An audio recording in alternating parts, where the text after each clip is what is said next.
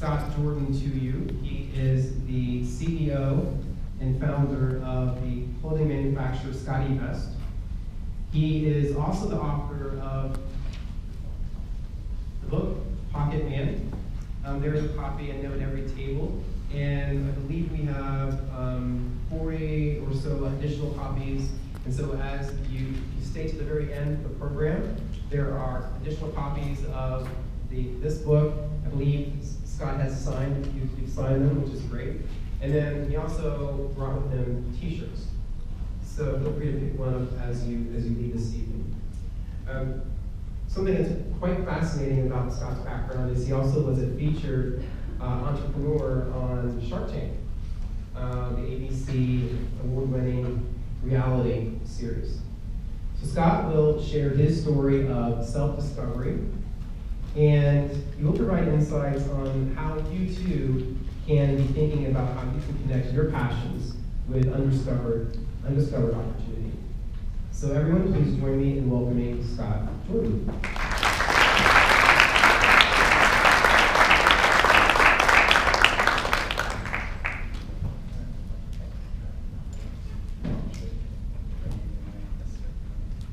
Hi everyone. I just really want to thank you for this opportunity to speak to you guys. I really do appreciate it. So we're going to talk pretty freely. I don't have prepared notes or anything, so I'm going to drift around a little bit and talk about my experiences when I was sitting where you are now. But to set things up a little bit, at the beginning of this year, after I wrote this book called Pocket Man, I declared myself kind of a superhero, and only in the way that you can do when you're silly. So here we go. This is a video of me. I can figure out how to put it.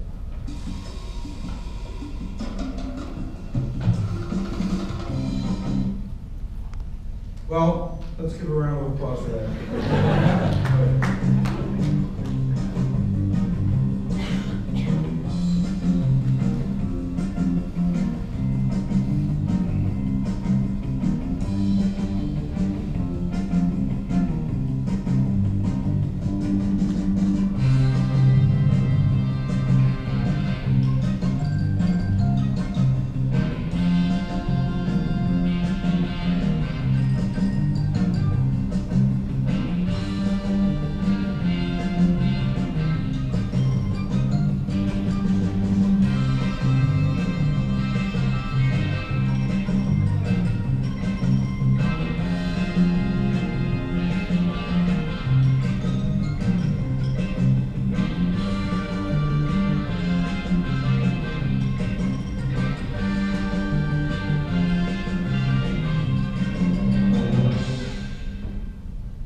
So I just wanted to set the tone with that book, or that clip, because if someone would have told me that when I was your age that I could go around the country and drive that vehicle and talk about passion and what's in my pockets and how I found my passion, I would flip out. I am living my dream life when I was your age, but I didn't know it at the time. It was very confusing for me to try to find my career path. I know when I was a kid, I was good at art, and I really enjoyed art, and instead of nurturing that, my mother said, well, Jewish kids don't become artists, you should become a doctor or a lawyer, but I can accept an architect.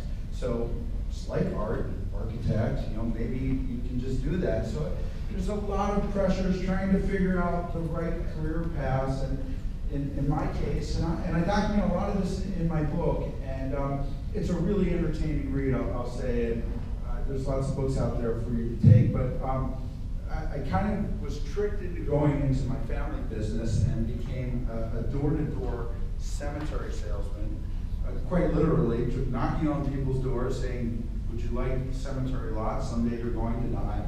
You should buy them now. And I was horrible at it. And then I sort of backed into, after working with a family business for a little while, I became a lawyer.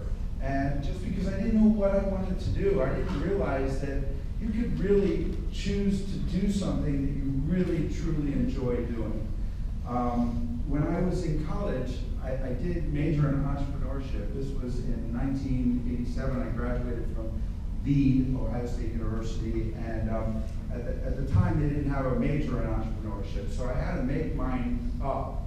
And it's funny because it took me, a good 15 years to get back to the roots of what I actually dreamt of doing when I was in college. So if I followed my dream at that moment, I would have been a lot closer to it, driving around the country in this crazy car and talking to students like you and calling it work than I am now. So what I want to encourage you guys to do is give you some of the things that I learned about, that I wasn't able to find my passion, and hopefully, take some questions. I really encourage you guys to just jot down any question you would like, and throughout this process and afterwards, and tell you. But in my case, when I did start, majoring in entrepreneurship, I on my own, they had one single class on entrepreneurship, and I did my class project on a business. At the time, there was this really popular calendar called Men of USC. Am I allowed to say USC in this room? No. I don't know if it's still around, but it's really popular. So USC and Ohio State had this rivalry. So they can make a calendar about, beefcake men. Perhaps Ohio State can do it too. So that's what I did, and it was really, really successful. At the time, got tons of media publicity, and worked with a couple of close friends who were my partners, which one lesson: don't become partners with your close friends, because they will likely not be your close friends after you start, unless you're really lucky, and then you will. It's really hard to start a business, so it's really, really hard. So, I learned through this experience at this age that one of the things that was really important was to recognize the importance of relationships and connections that you form here and now. You never know that who you might be meeting, who they might know, and how they might be able to help you later by you perhaps helping them as well. So, at the time, I became very friendly with the dean of the business school. I just learned you guys don't become a business school. So, I'm talking a little bit about business, but I can obviously talk about the whole thought process. I know you have an econ school and an MBA school as well. But so, that relationship that I had with that dean, he went on to write recommendations for me later, and then I joined the Association of Collegiate Entrepreneurs, a club that I involved myself in, and being able to connect with other students, like-minded and alumni. I can't tell you how invaluable it is to that day and to this day. So, in your shoes, recognize when you meet someone, try to find out something about them and follow up with them. I have a phrase. I think that one of the primary reasons I've been so successful is what I call FUing. I FU everything I do. I follow up on everything. If I meet someone, that I think I want to connect with later, I send them an email. I Facebook friend them. I engage with them. I follow up. If I say I'm going to do something, I do a voice dictation note. Make sure that I actually do it. You'd be shocked how many people do not follow up. We at our company, just one example. If an interviewee does not send a follow-up thank you note, even though we love them and go through rigorous testing, we do not even consider them. And it's just polite, and it's just common sense. So, in everything that you do, if you take that sense of following up and that sense of making connections, I think you're gonna put yourself head and shoulders above the next person. Because even, again, to this day, most people do not go through that simple process. So, for me, it took me a while to discover that I can actually marry my passion into a career. And for a lot of people, it doesn't seem like there's an obvious path to doing that.